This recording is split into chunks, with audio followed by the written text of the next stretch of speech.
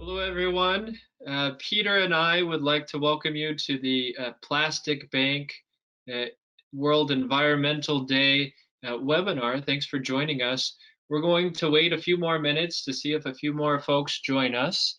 In the meantime, we encourage you and invite you to check out our social media pages. We're on Facebook and Instagram under Plastic Bank. And also our website. You can find us at plasticbank.com. And we have a whole section dedicated to the work that we're doing, enlivening faith communities around the world to be coherent with their beliefs with regards to care of creation. And so we're going to unpack some of that today. Peter and I are going to give a brief overview of what Plastic Bank is and how we're working throughout the world.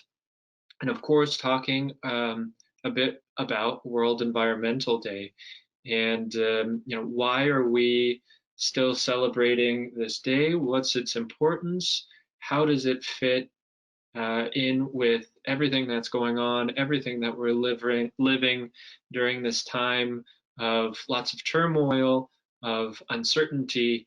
And so between Peter and I, we're going to unpack a little bit of that and also invite those of you who are attending to enter into the conversation with us, to ask questions, to share your insights with the goal of learning and growing together. So we're very excited that you've been able to join us. And here in a moment, we'll just do a little bit of an overview of our webinar today. We'll be covering topics, again, the context. What are, how does care for the environment fit in with the historic times that we're living? How can we better care for our common home? And through the care of our common home, how are we actually able to respond better to the health crisis that we're living, to the political crisis that we're living? And here in the United States, I'm signing in from Arizona. Peter is joining us from Germany, and Plastic Bank is in several countries throughout the world. But from my vantage point in the United States, also, how can a better care of what we call our common home, the environment, our planet, help us to respond even to the racial tensions that we're living today? And how does all of this fit in with an integral view of how we ought to live? So we'll talk about that. I'll invite Peter to unpack what World Environmental Day is, or World Environment Day, rather. An important document called Laudato Si, which is Italian for praised be, and how this very important document, actually written by Pope Francis 5 years ago, last month, how does this document kind of guide our thinking? How does it apply to humanity? How does it enliven us to embrace our common home, to live more coherently, to be more thoughtful and caring of all of the aspects of our life? It's really an integral document that takes the temporal, the physical, that injects deep theology and philosophy with science to create really, again, an integral approach to how we ought to live. So we'll unpack some of that. And we'll also speak about the ruptures that we have. Whether or not you're a person of faith, we acknowledge that there's evil in the world. I think that's something that even folks that don't prescribe specifically to a religion, we all have a spiritual openness, whether we call it the Creator or God or what have you. We all acknowledge that sometimes we do good and sometimes we do the bad we don't want to do. And so Peter and I will share a little bit about what these ruptures are, with God, between man, the human person, and God, our creator, within the human person, within our brothers and sisters, and then with all of creation. And so we'll talk a little bit about that. And we want to make this fairly um, uh, condensed so that we can really open this up to dialogue, that we can learn from those of you attending. We can field some of your questions. And maybe, Peter, if you wouldn't mind just giving a brief overview to our attendees, our guests here, of the functionality of GoToWebinar, if they haven't used it before, how we're going to proceed with questions and answers, and any of the other functionality you want to accent. Yes. Hello, everybody. It's a pleasure that you are here and with us, and also to our watchers on Facebook. I say hello to you as well. It's a pleasure to have you here today about this dialogue, and we want to make this very interactive. We just want to set the stage, and then we want you also to share. Oh.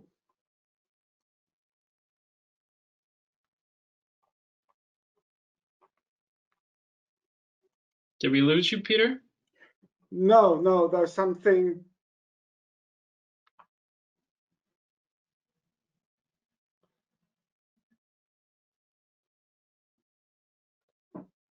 Wait, something went wrong with the Facebook.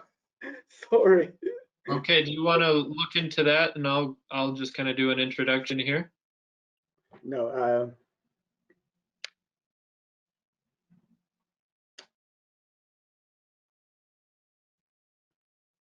All right, so Maybe you go ahead.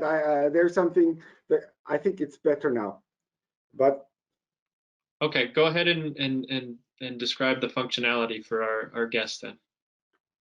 you can. I'm delayed. I don't know why. Wait, I disabled the Facebook for a minute. Sorry for those on Facebook. I will enable you again in a minute. Don't leave us. You can raise your hands, and we want to interact with you as much as we can. We once you have questions or you want to interact. This dialogue is about COVID-19 and the challenges that it poses. And often people think, okay, through COVID, environment is doing well because there is less pollution and so on. But from Plastic Bank, we have discovered there is actually more pollution with plastic because everybody is now using single-use plastic. Everybody, the oil price has gone down. Single-use plastic is now everywhere. It is cheap to use plastic. And so we are in a situation where we really need to do something about that. And if you look at Laudato Si and other religious documents about caring for creation, this World Environment Day is a wonderful opportunity for us to look into this and to make it happen as a new opportunity. And I think what we need to create is a spirituality where it's not anymore just us, but where we see our connection to creation, our connection to our neighbor. And as we have seen with a long quarantine, there's people have tensions, and those tensions are coming up, and there have been long ruptures in society between different groups that's also now coming up, and we have those disruptions, and society and people in some places are more affected than others. And so it is a question of how we relate to God, how we relate to ourselves, how we relate to others, how do we relate to the planet. And we have seen how vulnerable our lives are.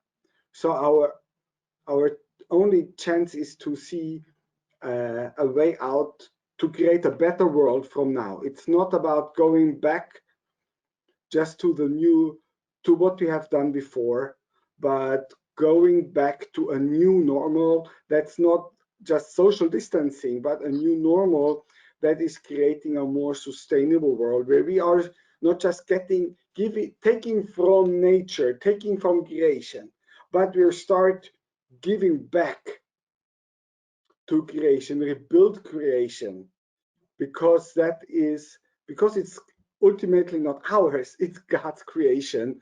And therefore, I think it's not only a question of survival, it's also a question of values, of morals to make this happen. So that's a few thoughts. And Ryan, if you want to respond to that.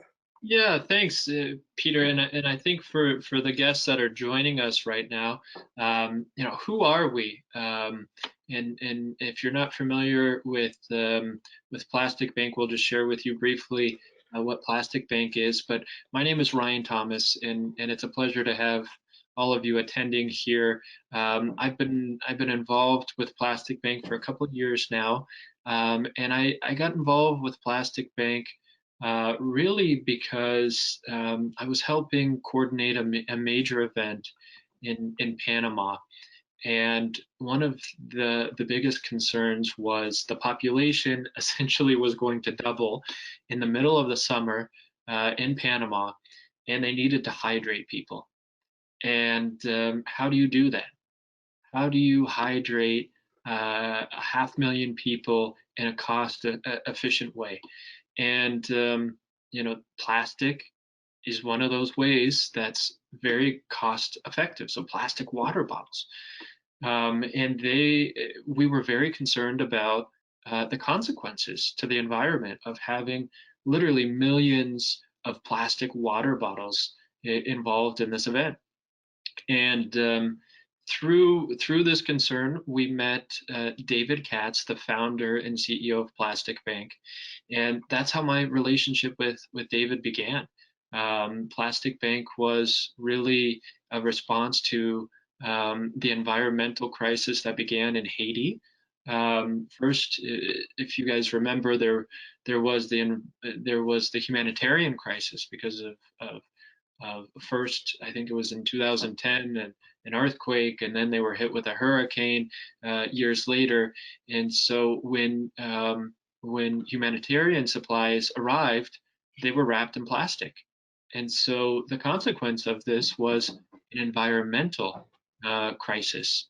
And so David Katz, founder of Plastic Bank, saw this happening, and being an entrepreneur sensitive to the challenges of humanity, Plastic Bank was born. And so now Plastic Bank is in several countries around the world. And Peter and I work within the faith program. And the genesis of this program was the first time that David and I actually met in person was at St. Peter's Basilica in Rome. We had been speaking over the phone for a while, and we met in Rome because he was receiving an award from the United Nations in Europe, and asked if we could meet the Pope.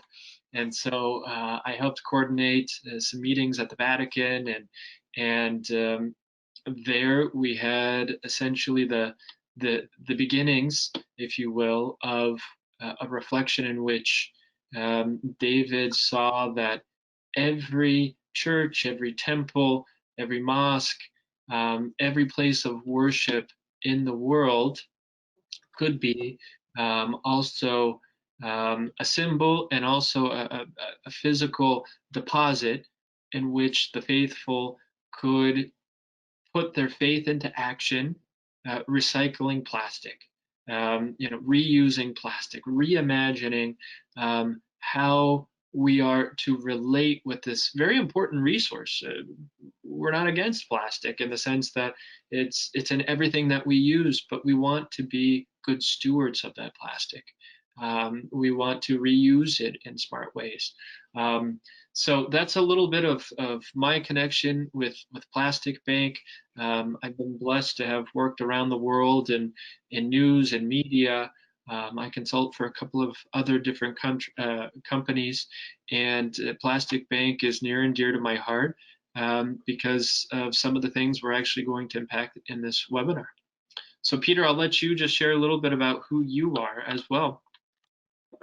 Yeah, sorry, I forgot that. Somehow that technical glitch has totally thrown me off a bit. I ask your forgiveness on that. I'm the FACE program coordinator of the Plastic Bank. I'm working on the FACE initiative. Plastic Bank is actually not a religious organization. We are a social enterprise, and our goal is to stop ocean plastic and to empower poor communities. But we are connecting to faith programs, to faith communities, because every faith has one thing in common: we're all using plastic, and so we all have also a responsibility to manage that plastic well. And this plastic actually is value, it is worth, can be put back into a circular economy, but unfortunately only 9% of this plastic is recycled. But we work with churches, mosques, temples to mobilize believers to put their faith into action and stop ocean plastic together with us. And we are doing this in several places, and it's really working well. Now we have a bit been stopped because of COVID, because church is online and you can't collect plastic online. But we're going to move back as soon as the situation allows. And our vision is that every Christian, Muslim, Buddhist, Hindu, and whatever religion you will be, even you're an atheist, start to take care of your plastic. And that is because plastic is so much in your face. We see it everywhere. And if you continue like that, by 2050 there are more more plastic in the ocean than fish, and that is something we need to stop. And we need all of you to come along with us to help us. Great, Peter. Well, thank you for that. And we'll get into, towards the end of our webinar, some of the concrete ways in which we can collaborate together. But let's talk about World Environment Day. Why, you know, I've spent years in news and media, and so, you know, I'm very sensitive to the news cycle. And so if you're joining us from the United States, you could be saying, you know, why aren't we talking about the other major issues going on right now? I mentioned, you know, we're in a historic time. We're living through a pandemic in which we've never seen, you know, probably 2/3 of the world shut down for a couple of months. We've lost hundreds of thousands of lives at this point, with millions of people infected. We're living through a political crisis in many countries, lots of tensions over how the response to the pandemic has gone. We are living in a time in which, you know, especially here in the United States, a video surfaced of, you know, a police officer abusing his power and ultimately killing a Black American. And we're living in a time of protests, riots, lots of political tensions. And so how does World Environment Day fit within this context? And I think both Peter and I, and hopefully those of you joining us, see that it's all interconnected. So in Laudato Si, the encyclical that Pope Francis wrote and released 5 years ago, last month, he speaks about the environment as, and the planet as, our common or shared home. And I really like this analogy because if we think about our home, if we think about a clean and tidy, well-maintained home in which we actually continually construct, um, and if we think about it, the home is where we're educated. The home is where we have security and protection. The home is the nucleus for everything that we end up doing outside in the external world. So if our home is a mess, if our home has a leaky roof, if our home is making us sick, if it's toxic, um, how will we be when we go into work? How will we be when we engage in the public square? How will we treat others? Um, so we believe that the care for our common home is part of the solution. And um, I think that when we look around at how we've been treating our common home, we can see from the very beginnings that we haven't used it well. It's part of the rupture within the heart of the human person. We often, Peter mentioned early on that we're called to be administrators or stewards of the environment. And what we often do is we take from it, we rob from it, we don't have a long-term view as to how we ought to care for it and, in a sense, perfect creation. And so we're going to unpack that a little bit today. But putting this in the context of World Environment Day, Peter, maybe you can share with us what World Environment Day is and why we're celebrating it. Okay, thank you, Ryan. I think it is World Environment Day is celebrated by the United Nations as to remind us for the importance of the environment, because without somebody said the world or the planet doesn't need us, but we need the planet. Without the planet, we can't survive. We don't have a planet B. There's nowhere to go. So so it's important for us to sit back and think about what are we doing to this planet, and how do we want this planet to sustain us, and what is the value of this planet. And if we believe it is God's creation, it has a very important value. It has ontological value in itself because it displays the greatness of God. But what we also want you now is also to involve you. If you have any questions, there's a question box. Put in your questions. Raise your hands if you want to share also something. I believe everybody of us has something important to share. We're all here because we love the planet. We also are also here because we want to make a difference in this COVID-19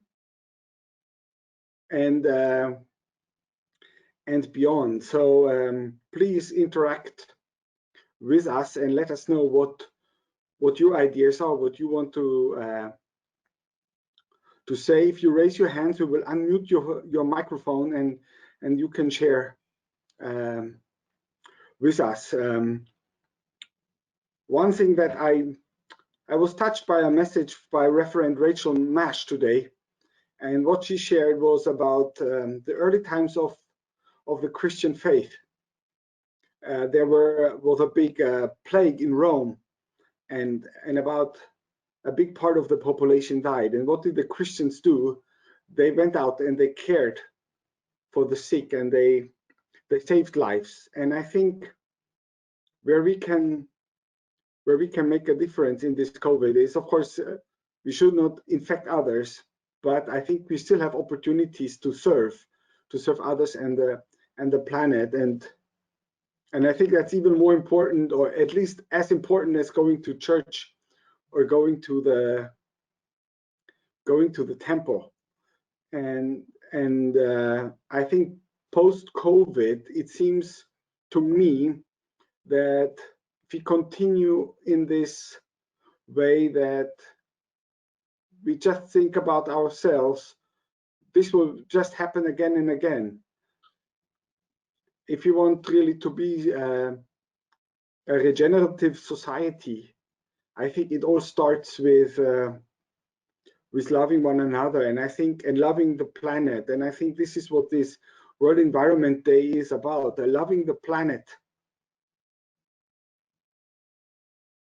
Yeah, it's about loving the planet, and I think the planet has been very unloved in the last 50 years, and now and I think maybe this COVID crisis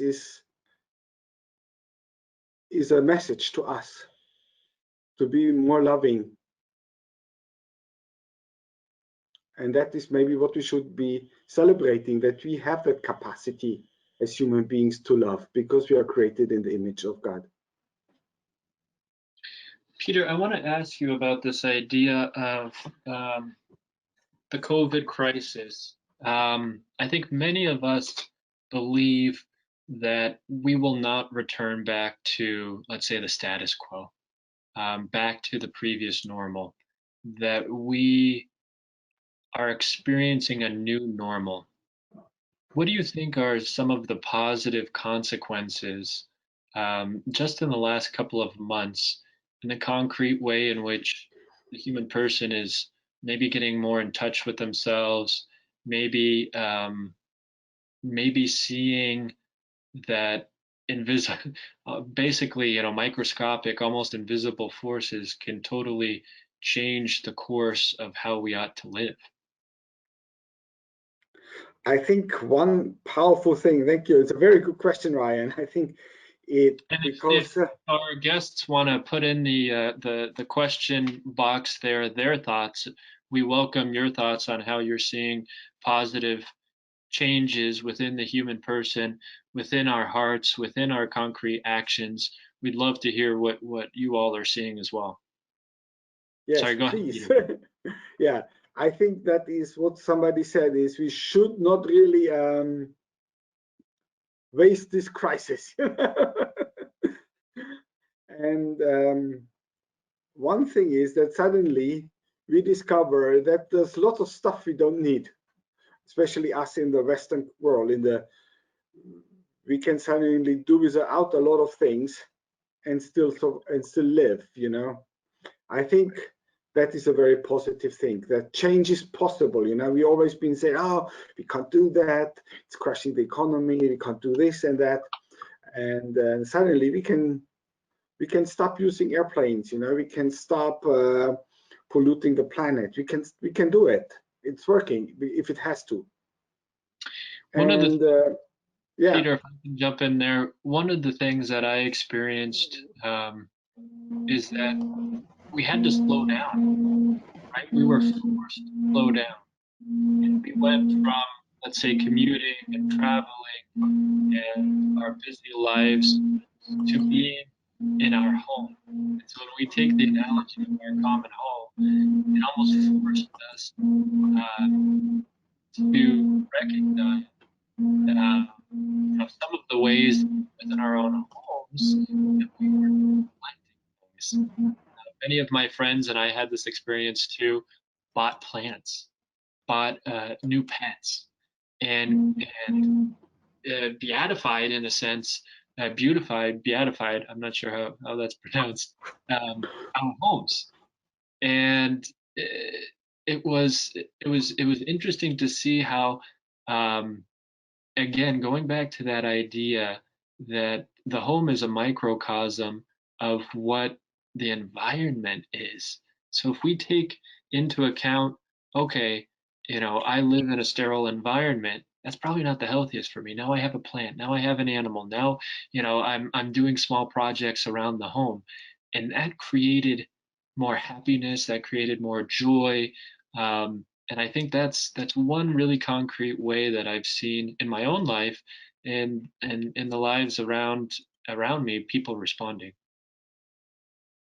Yeah, and I think you appreciate the small things, suddenly, for me, just being able to go out again and take a walk, I started to appreciate it again. I said how wonderful it is, and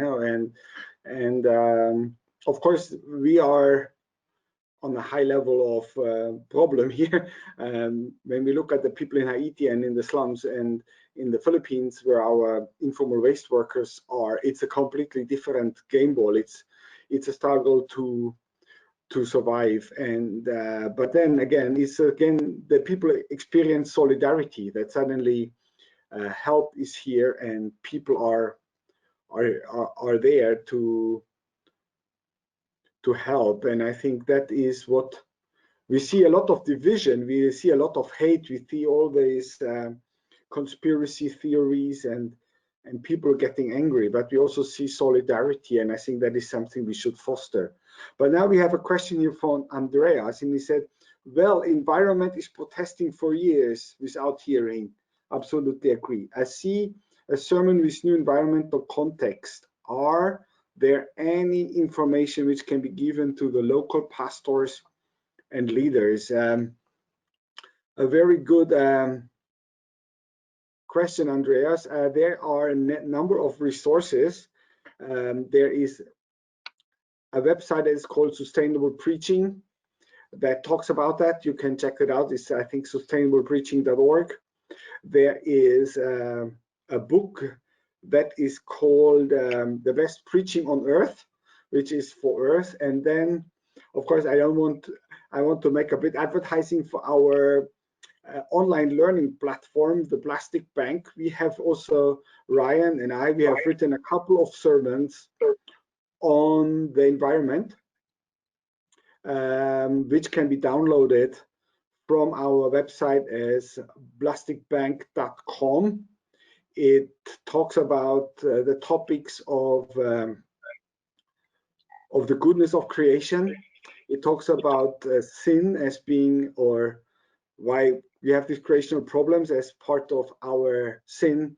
We talk about the reconciliation with creation, and we talk about practical steps that churches can do. We talk about God's vision of shalom for the whole well-being of, or integrity of all of creation and society.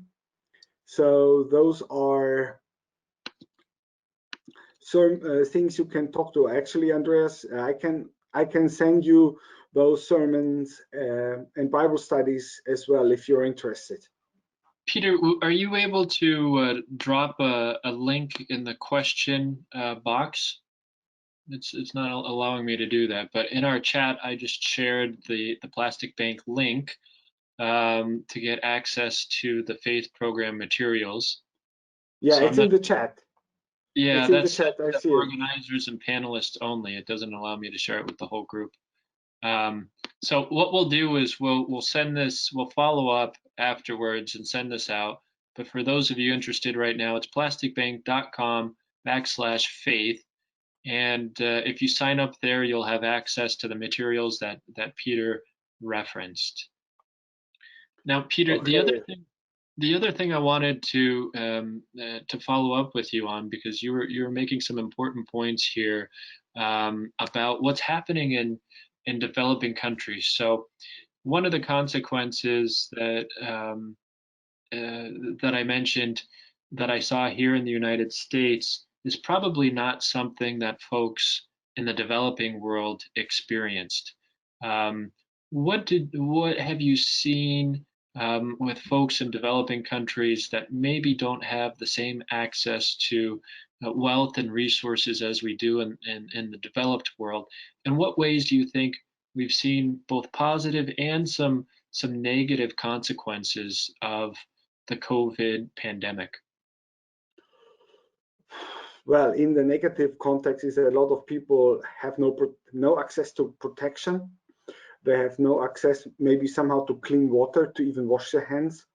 No access to testing, that people die of COVID and nobody knows really, or are sick of COVID.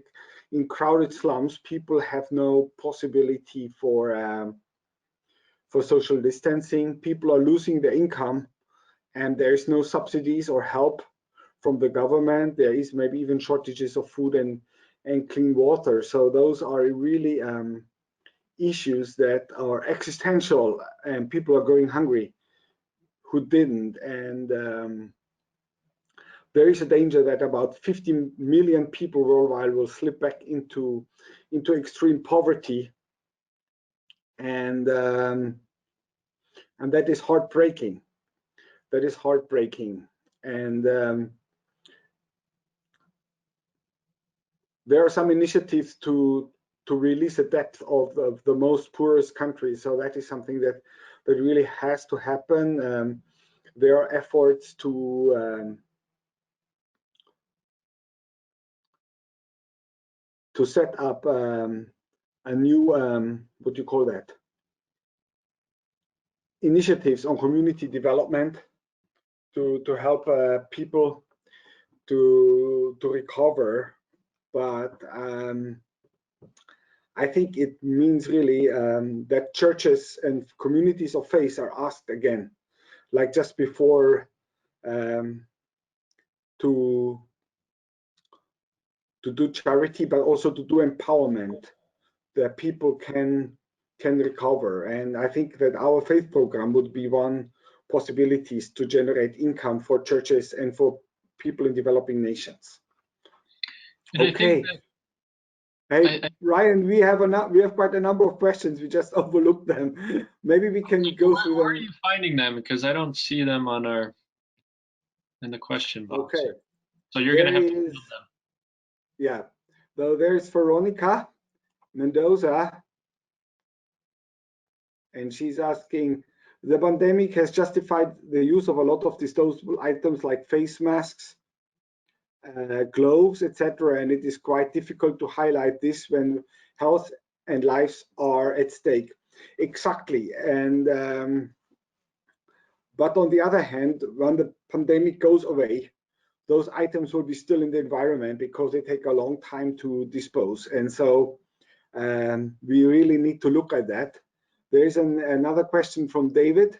Can I pause you there, Peter? Yeah. I think Veronica's question is an excellent one. And, yes.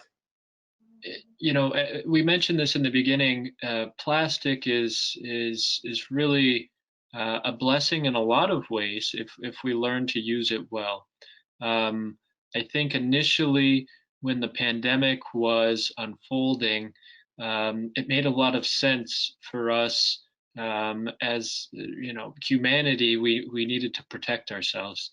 I think now that we're learning more, we can see that creating reusable face masks,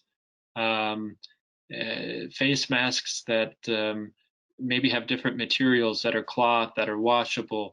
You know, this is part of human creativity, in which the quick answer was, you know, the disposable ones that maybe weren't great for the environment. But you know, with our creativity, with our ingenuity, we can move beyond that, and I think people are doing that. So I don't think, to answer Veronica's question, I don't think we're juxtaposing care for the human person against this disease and care for the environment. I think we have to go one step farther to see how do we create personal protection equipment that is also sustainable. I think that's an excellent point. Actually, my wife is a sewer. She's sewing face masks for nurses and giving them away. So I think that is something, because I think we will be needing those still for a while. Okay, there is also a question from David. David said, I think it's important to worry so much for the world because there are dangerous elements that infect the streets, the seas that kill slowly. Now, especially in underdeveloped countries, how would an investment be useful for good management of plastic waste? I think that is a very, very good question, David, to find investments for that, because plastic waste will be there for a long time, but actually it can be can be reused. And it not only needs investment, it also needs intervention for the government to support the use of recyclable plastic. You know, only 9% of the world's plastic is being recycled. And now with oil price going down and virgin plastic being so cheap, we are in danger that even more plastic is not being recycled. So there needs to be awareness and support from the consumer to use to buy products with recyclable plastic, but it also needs government help to support the use of recycled plastic and somehow punish the use of virgin plastics to incentivize the industry. That would be my take on it. Ryan, you want to say something? Sorry. No, you're fine. And I think what Plastic Bank is doing is an interesting example. Yesterday, I shared with Peter a picture that a friend of mine in Los Angeles sent. He gets meals through a delivery program called Green Chef, and on the box it said, Green Chef is plastic neutral in cooperation with Plastic Bank. And so he noticed that, and just as we're seeing people kind of rise up in rejection of injustice in different areas of society, I'm a firm believer that, and my background is in media and especially digital communications. While I think there's certainly a role for government, the much faster and efficient way would be for, and this is what we're doing with Plastic Bank, is to create a movement. Mm-hmm. Some months ago, I contacted Amazon because I was upset with the amount of packaging that they use to send small things, and it's entirely inefficient. And there's actually a way for you to request through Amazon for them to use less packaging. Oh, Your that's great. Yeah, your product might not arrive the next day. It might arrive in 2 days, but it's in less packaging. If you order multiple things, they will combine it in one package if you request that. So I think that there are increasing consumer demands, as Peter responded to, and what we're trying to do with Plastic Bank is essentially take both the supply side and the demand side and awaken consciences. So we're collecting plastic that would flow into the ocean. We're enlivening the people that are literally on the ground, that in some of these developing countries um, are more concerned with buying food for the week, or shelter, or basic necessities, and we're revealing the value in trash, in the plastic that's thrown away. So we're enlivening there, but we're also going to multinational companies, and we're saying there is a demand for not only an environmentally friendly organization, because that's not enough right now. We need organizations that will be, either plastic neutral or plastic positive. We need to demand more of that, and in fact, companies are recognizing that they can even charge a premium. So the market is rewarding those companies, and so I think there's a lot of opportunities, and we're in an early stage right now when it comes to business investment, to engage the market. So those are some of my thoughts there, Peter. Actually, you are connecting very well to that. What just Louis was asking. What are some examples? How can individuals engage, or congregations or people engage with Plastic Bank? So in the countries where we operate, like Philippines, Haiti, Indonesia, Brazil, Egypt, you can find on our app you can find a plastic bank location. We have a blockchain app. You can download it from Google Play Store or iPhone iStore, and then you can find on the map where is the closest plastic bank location, and then you can bring your plastic there, and you will become a member, and you get points, and you get cash for that plastic.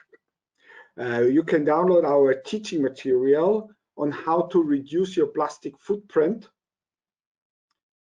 That is the Rethink, Refuse, Reuse, Reduce, and Recycle framework.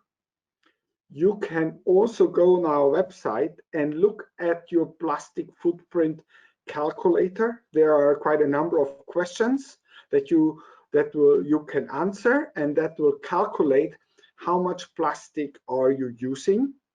And then you can make a waste audit and look what kind of plastic maybe you don't need, you can reduce. You can also offset your plastic through a financial contribution that Plastic Bank will use to increase their recycling and collection network. That is also something you can do. You can, well, like what you said, we have a campaign to write to companies and request them to use social plastic in their packaging.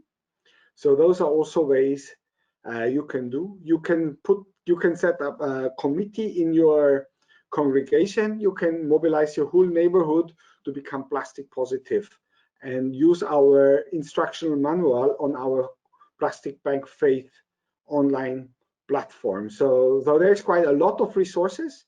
There are a lot of opportunities that are practical and powerful and can make a difference. What other questions do we have there, Peter? There's another one from Andreas. He said, I see many problems in the complexity of unemployment, politics, and economics, changing people's minds that they don't need to be afraid. Needs also a society giving security. I think that's a very powerful statement, Andreas. This is very important right now, and we see when this security is lacking, what is happening, and how people are affected, and societies are brought into chaos, and I think that is really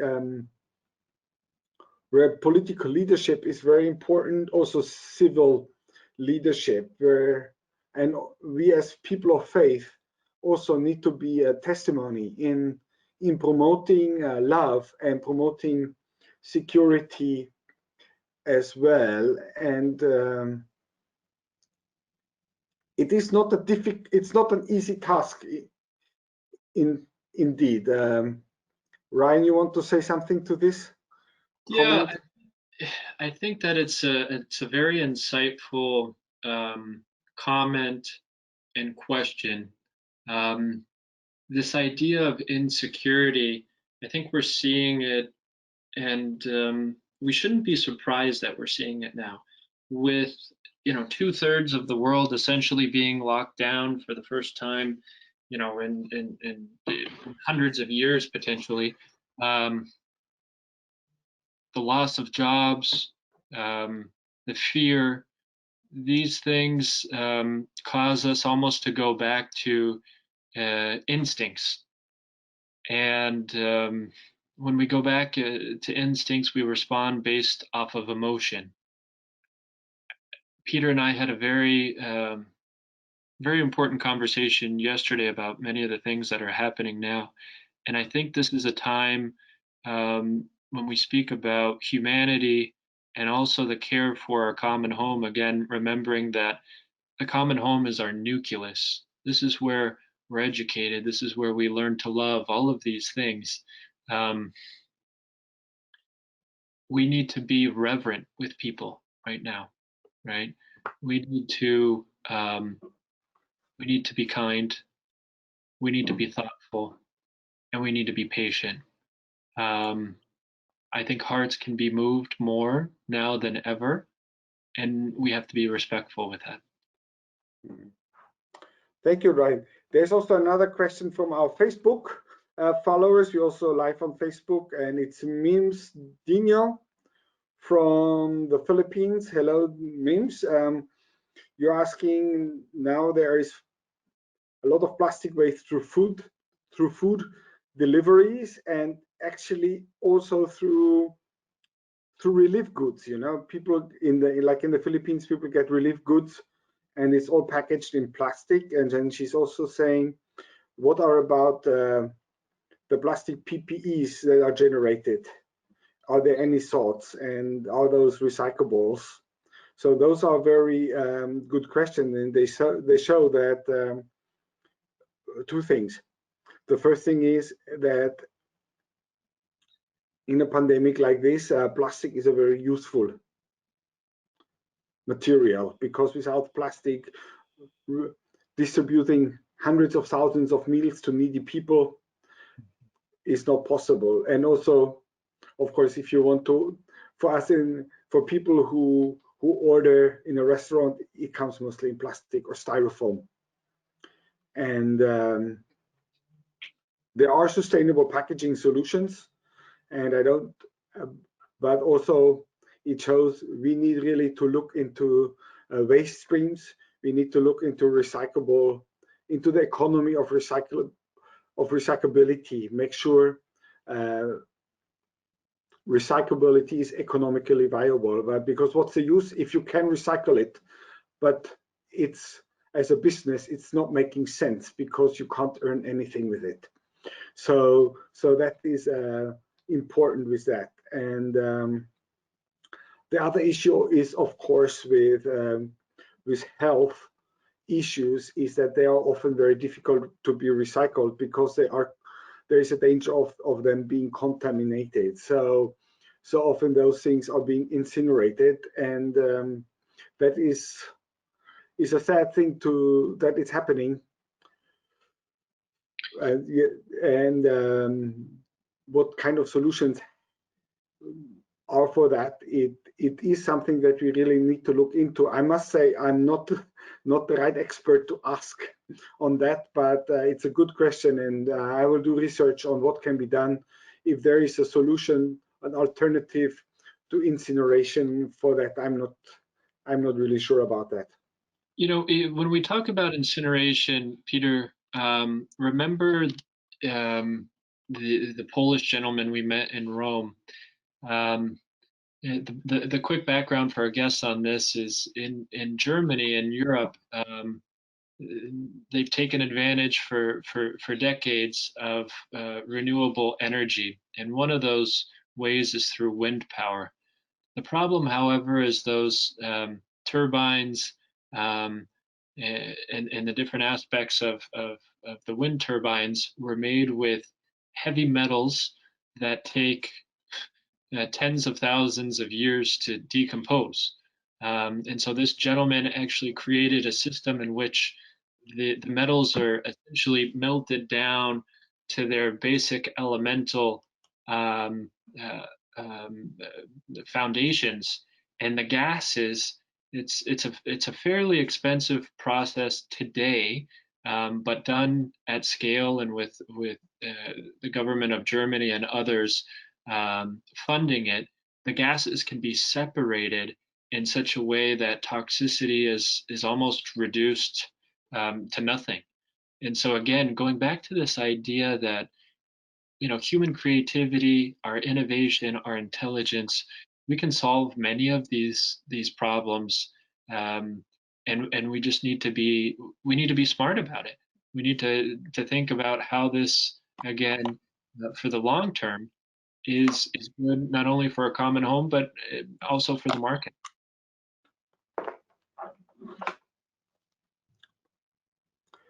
That's true. That's true.